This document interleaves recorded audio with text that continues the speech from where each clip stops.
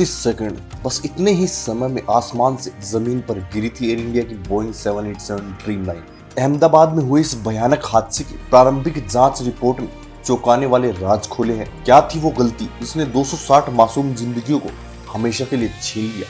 चलिए एक नजर डालते इस प्रारंभिक रिपोर्ट पर। अहमदाबाद में 12 जून को हुई एयर इंडिया ड्रीमलाइनर हादसे की शुरुआती जांच रिपोर्ट में कुछ चौंकाने वाली बात निकलकर सामने आ रही है। इस रिपोर्ट में पुष्टि हुई है कि टेक ऑफ के कुछ समय बाद ही विमान के दोनों इंजन हवा में ही बंद हो गए थे।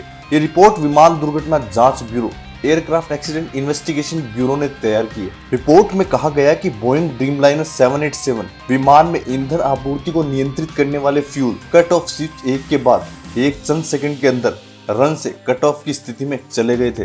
इस कारण दोनों इंजनों को ईंधन मिलना बंद हो गया था और वो तुरंत ही ठप पड़ गए थे। बता दें कि इस विमान में कुल 242 यात्री सवार थे, जिनमें से 241 की मौत हो गई थी। विमान अहमदाबाद एयरपोर्ट के पास बीजे मेडिकल कॉलेज हॉस्टल की इमारत से टकराया था, जिसके चलते हॉस्टल के छात्रों की भी मौके पर ही मौत हो गई थी, जबकि कुछ घायल हो गए थे। कुल मिलाकर हादसे में 260 लोगों की जान चली गई थी। रिपोर्ट के बाद एयर इंडिया का भी बयान सामने आया था।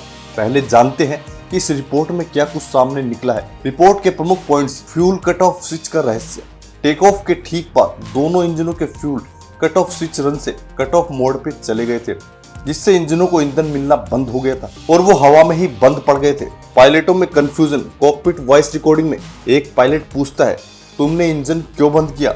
दूसरा जवाब देता है, मैंने नहीं किया। ये सुझाता है कि स्विच का बदलना अनजाने में हुआ था।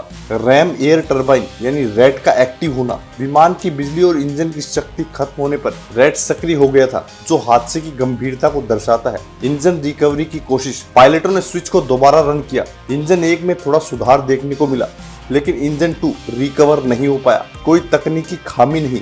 शुरुआती जांच में ना तो कोई मैकेनिकल फॉल्ट निकला, ना ही कोई फ्यूल की दिक्कत और ना ही बर्ड स्ट्राइक के सबूत मिले हैं। फ्लैप सेटिंग और लैंड गियर भी सामान्य थे।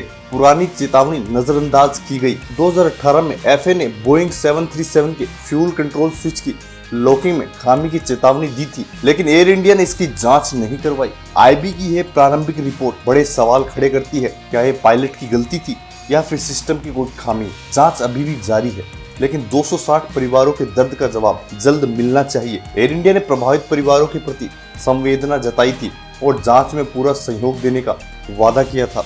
अब हम आपको बताते हैं कि दोनों पायलटों के बीच में क्या बात हुई थी। विमान ने अहमदाबाद से ब्रिटेन के गैटविक एयरपोर्ट के लिए उड़ान भरी थी। इस उड़ान में एक ATPL लाइसेंसधारी कप्तान और एक CPL लाइसेंसधारी को पायलट और 10 केबिन क्रू शामिल थे। इस एयरक्राफ्ट के मुख्य पायलट कैप्टन सुमित सबरवाल थे और उनके साथ फर्स्ट ऑफिसर के तौर पर क्लाइव कुंदर भी मौजूद थे। दोनों पायलट मुंबई के थे और एक दिन पहले ही अहमदाबाद पहुंचे थे। उड़ान से पहले उन्हें पर्याप्त आराम मिला था।